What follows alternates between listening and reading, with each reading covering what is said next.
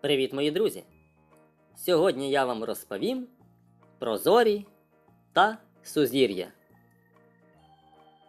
Вдень на безхмарному небі ми бачимо сонце, а пізно ввечері і вночі ми бачимо зорі та місяць.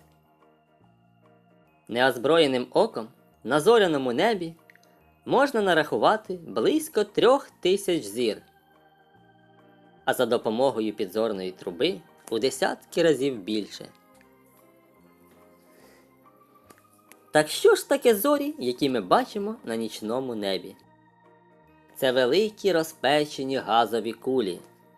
Вони здаються маленькими цятками, що світяться, оскільки перебувають на величезній відстані від землі.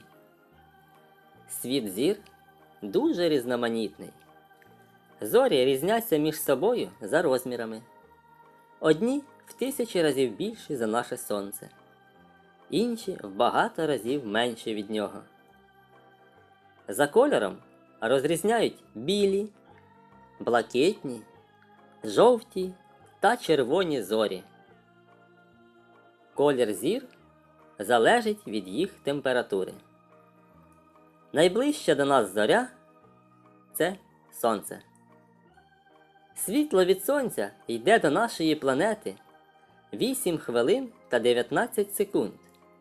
Від другої за відстанню до нас зорі, Проксими Центавра, світло йде до Землі 4,3 роки.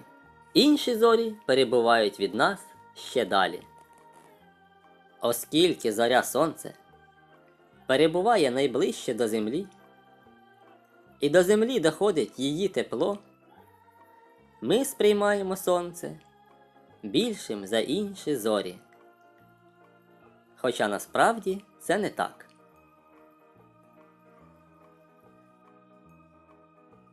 Люди з давніх часів спостерігали за зорями. Це допомагало передбачати прихід пір року, орієнтуватися під час подорожей, вести відлік часу. Спостерігаючи за зорями, люди звернули увагу, що вони утворюють на небі скупчення і фігури. Такі фігури з яскравих зір, а точніше ділянки зоряного неба, з чітко окресленими межами, називають сузір'ями.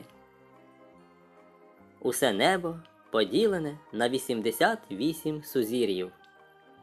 35 із них названі на честь тварин. Назви більшості сузір'їв прийшли до нас із давньої Греції і пов'язані з персонажами міфів і легенд. Спостерігаючи за скупченнями зір, люди уявляли різноманітні фігури і давали сузір'ям відповідні назви. В нашому Всесвіті все перебуває в постійному русі, і зорі також змінюють своє положення. Але ми цього не помічаємо, тому що вони змінюють своє положення дуже-дуже повільно. І щоб помітити переміщення зір, потрібно, щоб пройшло дуже-дуже багато часу. Ось, наприклад, на малюнку зображено розміщення 7 зір у сузір'ї Велика Ведмедиця. Велика Ведмедиця – це найпопулярніше сузір'я у північній півкулі. Воно має багато різних назв у легендах народів світу. Великий Ківш, Віз, Колісниця, 7 биків. Як бачите, протягом тисячоліть положення зір у сузір'ї змінилося. Воно продовжує змінюватися і тепер. Поблизу Великої Ведмедиці на зоряному небі можна знайти фігуру малого ковша. Сузір'я Малої Ведмедиці з найяскравішою зорею, яка називається Полярна зоря і знаходиться найближче до північного полюса світу. Вона завжди сяє над північною стороною горизонту. За полярною зорею можна визначити сторони горизонту. Якщо стати лицем до полярної зорі, то попереду буде північ, позаду південь, праворуч схід, а ліворуч захід.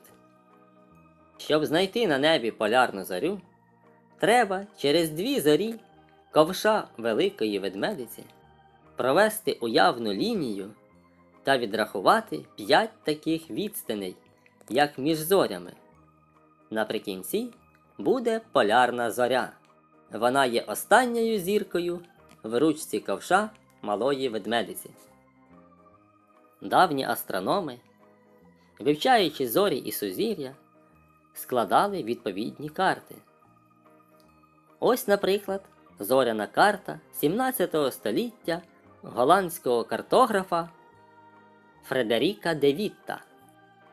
Деякі відомі сузір'я містять добре помітні фігури, складені яскравими зірками, які легко впізнати.